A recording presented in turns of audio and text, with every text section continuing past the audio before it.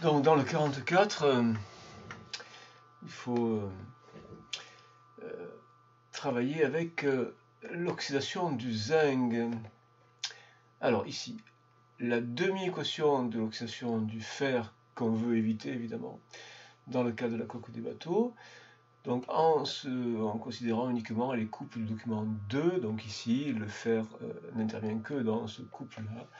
Donc oxydation du fer, Fe donne Fe2 plus 2 électrons. Citer parmi les métaux ceux qui sont susceptibles de protéger la coque, et bien le critère c'est que le potentiel soit inférieur à celui du fer. Donc le zinc a un potentiel, enfin ce couple-là a un potentiel inférieur à celui du fer et l'aluminium également. Donc les deux métaux susceptibles de protéger la coque en fer sont le zinc et l'aluminium, et c'est le zinc que l'on va utiliser. Donc pourquoi le terme de sacrificiel? Parce que on place le zinc pour être oxydé à la place du fer. Et donc maintenant, quelle masse totale d'électrodes en zinc doit-on utiliser pour protéger de la corrosion pendant une année? Alors, là encore, comme dans l'exercice précédent, comme dans le 40, on ne connaît pas la masse initiale, c'est l'inconnu du problème, donc il faut partir de l'autre côté, du côté de la quantité d'électricité. Petite différence, on n'a pas directement la quantité d'électricité, mais on a l'intensité et la durée de la protection. La charge électrique est reliée à l'intensité et au temps de cette façon-là. Et donc, on commence d'abord avec le calcul de la charge électrique. La charge électrique est donc égale à I fois delta T. L'intensité est donc de 400 mA, alors évidemment à exprimer avec l'unité légale, donc 0,400 A, multiplié par le temps. Alors, combien de temps doit-on prendre? Eh bien, c'est la protection pendant une année, donc une année. Alors, pour une heure, c'est 3600. Pour un jour, on multiplie par 24.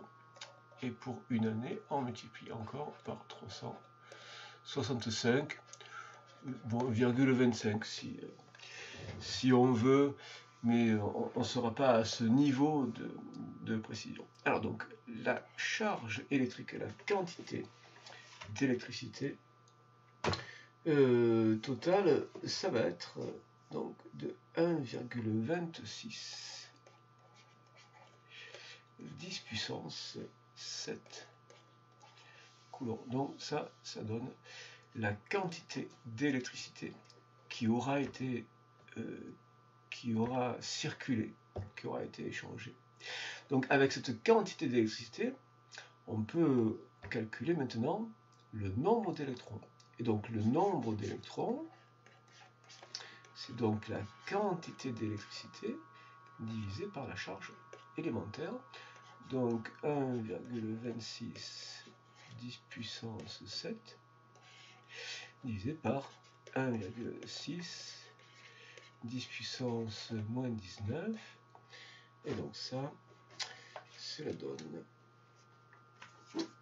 7,889, bon à deux chiffres 7,9, mais après pour la suite des calculs on prend tous les chiffres, 10 puissance 25 électrons.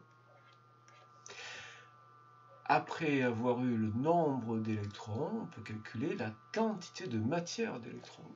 Donc quantité de matière d'électrons, c'est donc n le nombre divisé par le nombre d'Avogadro. Donc 7, alors là on remet tous les chiffres de la calculatrice en mémoire dans la calculatrice.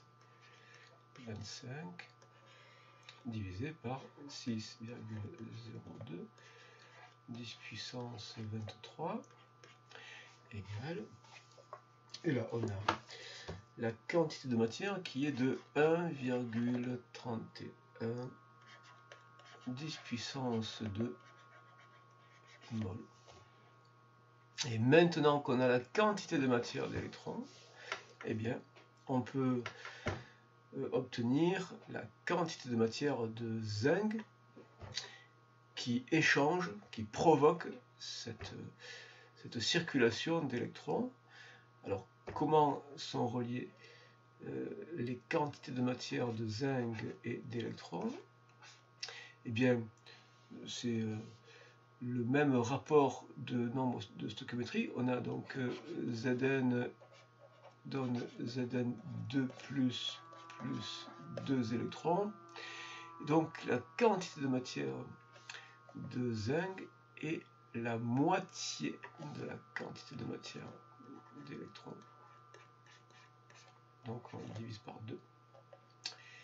Et donc égale 1,31 10 puissance 2 divisé par 2, et ça donne 6,55 à 3 chiffres 10 puissance 1 mol. Et puis enfin, à partir de la quantité de matière, on obtient la masse en multipliant par la masse molaire